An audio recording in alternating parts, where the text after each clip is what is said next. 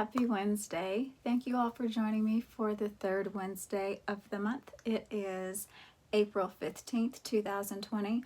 Remember that the tax deadline has been extended until July 15th, I want to say. You can always check the irs.gov website, but our tax deadline has been extended, so it is not today, it is in July. All right. I'm excited about this installation, I can say, or this vlog for the third Wednesday of this month. I've been thinking about this word for about a month and a half now, and it's a very commonly used word. And as y'all can see by the title of the vlog, I did a play on the word as far as how we use it. So the word is situate. Okay, situate is a verb that means fix or build something in a certain place or position. Fix or build something in a certain place or position. Got it. Okay. We've heard of the word situate. We've heard of the word situation, and more recently the word situationships. When we situate a person or a thing, we have directly or indirectly assigned a level of priority or the lack thereof. So how we position it determines whether or not it's important to us or not. I can situate doing my yoga, right? I can say it's a priority, but is it really if I continue to put it on the back burner? Like you all, I've been trying to do yoga in the morning and at night probably for about 3-4 weeks now, and it has not happened. Because by the time it's the evening, I don't want to do it. I'm tired. And then in the morning, after I've, gotten up and read my devotion and meditated, prepared for the day, I'm just like, okay, no, let's get started. I'm ready. Let's get started. We can find ourselves in situations and look up in disbelief because a temporary situation became an extended fix that is neither conducive nor constructive nor productive. So we can find ourselves in a space where it's just like, okay, it felt good initially, but then as time progressed and moved on, we realized that it has become a fix that's not necessarily beneficial or helpful or positive or anything that lends to something productive or long-term. Then we can also find ourselves in situationships that 9 times out of 10 leave at least one person feeling betrayed or disappointed. Situationships are nothing more than dynamics based on a mirage that as soon as we receive the hydration, the water, or the enlightenment that we need, we realize that what we thought was an oasis was a mirage in a desert. So it was something that was appealing initially in a temporary place that we were in, or maybe even a permanent place that we were in. We were presented with something, right? It looked like what we thought we wanted. It looked like what we had been waiting for, but in fact, it wasn't. So it could be a position, it could be a relationship, it could be an opportunity. But without our evaluating and taking time to process through it, and we just kind of dive head first,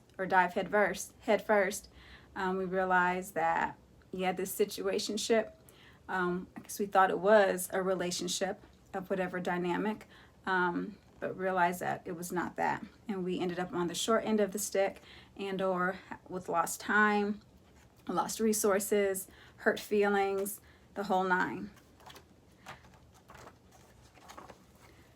With a constructive outlook, we can healthily situate ourselves, people, our priorities, like everything that's in our charge. We can situate it properly if we allow ourselves to.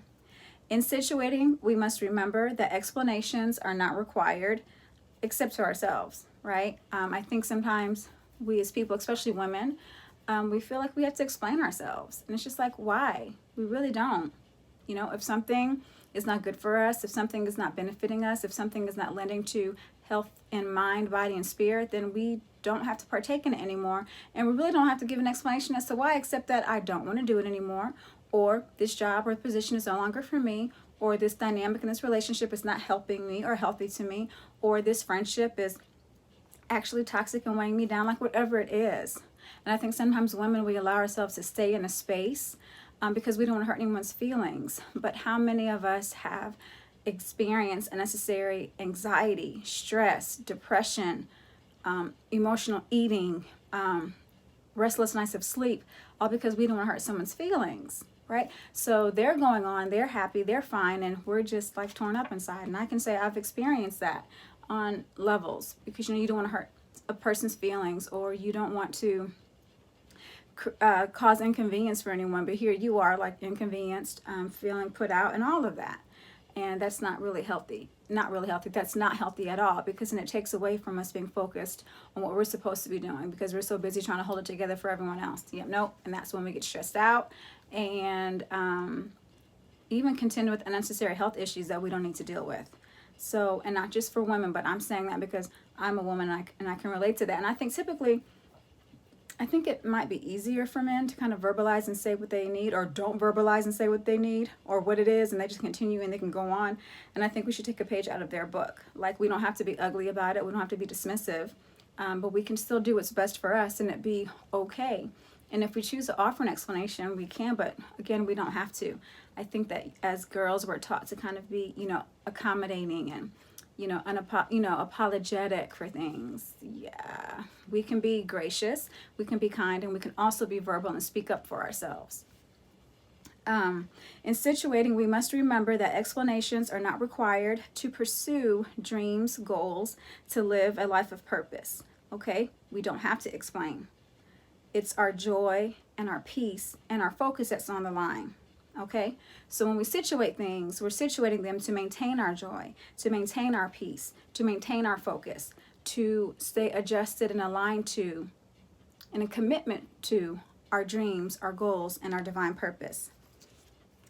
We do not, we are not responsible for people's feelings or emotions like we owe them something. And if anyone, no matter who they are, is trying to make us responsible for that, that's a form of manipulation, and we don't need it, because we are all responsible for ourselves. We are responsible for lending our energy to things that help us live the life that we want to live. No one should be responsible for someone else's happiness or someone else's wholeness or someone else's healing. Now, can we help each other on this path and journey? Yes. But an example, it's not fair for me to say to someone, well, I'm not going to go forth with my healing process because you didn't do this. Or I'm not going to forgive you because you said this. Or I'm not going to move forward in my dreams and my goals because that person did this, this, and this. No, that's giving a person too much power and authority over our lives. So, like, we have to step up and say, you know what? I'm going to take control of this for my purpose, for my goals, for what I'm going to do and what I'm charged to do, and not make someone else responsible for it, but instead hold the responsibility within myself. We only owe people, the Bible says, owe no man anything except to love him. That's it. Just love him.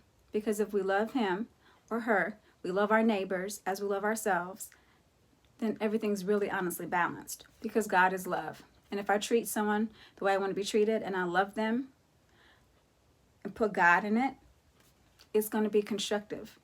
Now, whether we're able to merge together and be friends, have a business relationship, consider having a romantic relationship, consider to have a working relationship, whatever it is, as long as God is in the middle of it, whatever's going to happen, whatever's supposed to happen will. And then there won't be unnecessary and wasted time because we weren't honest, because we weren't being forthright, because we weren't communicating.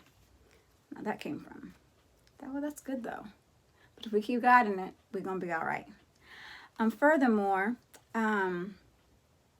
sometimes we don't even realize that we're situating people or that we're situating things, because we just become so focused on what it is that we're doing that it happens as a byproduct.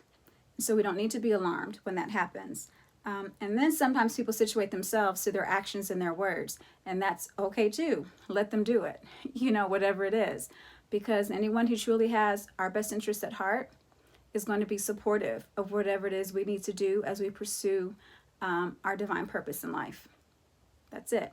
And if they can't be, then really God's blessings, and let's keep it moving, no hard feelings. Some people mistake relating to you, as having access to you.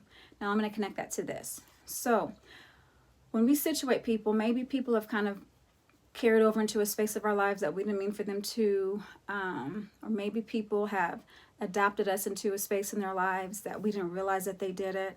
And when we learn of that, it can either be flattering, it could be frustrating, it could be alarming. Like there's no, we have our own response to that, right?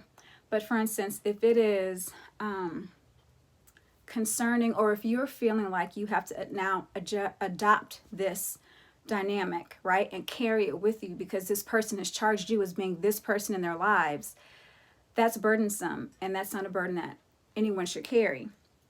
So just because people feel connected to you and are encouraged by you, or are inspired by you, that's a blessing to humanity, right? Because actually we should all be inspiring and encouraging each other through our individual ways and our individual dynamics, right? But through that encouragement, that does not mean it's still that we have to carry that person, or that person has to carry us with them, because we are all walking this a different journey. We're on the same path of achieving our goals, right? We're on the same path of life, but we're at different steps and stages.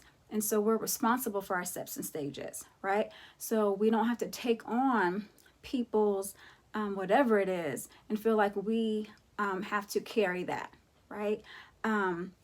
So being mindful that we can have our connections with each other, because humans were made for relationship. We see that now more than ever. We're made for relationship, but we have to make sure that it is healthy and that it is constructive. Okay, we are not responsible to nourish and nurture and feed other people's happiness, joy, peace. That's not our responsibility. We have to do that for ourselves. And I said that earlier, so I guess I wrote it down again. We are responsible for doing that for ourselves, and we can in turn inspire other people to do that. But that is not a burden that we have to take on our shoulders. And the final thing I would like to say is